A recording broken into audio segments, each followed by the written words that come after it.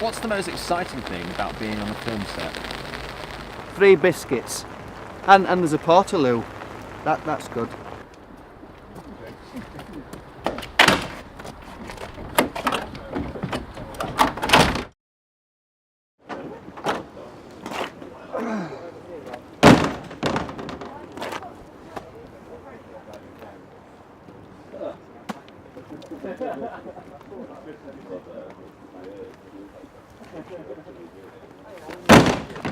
Does anything happen to Tim when he gets a bit wet?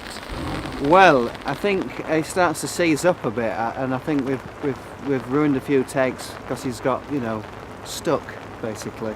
Take 3. Take 7. How has your driving instructor been with you today?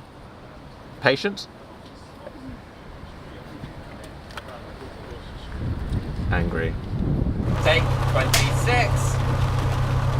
I've worked with more experienced drivers. He spends quite a bit of time on the curb. How's his charge been during the day? Well, I think he dipped at one point, and then I caught him trying to plug himself into the cigarette lighter, which seemed a bit inappropriate, but anyway.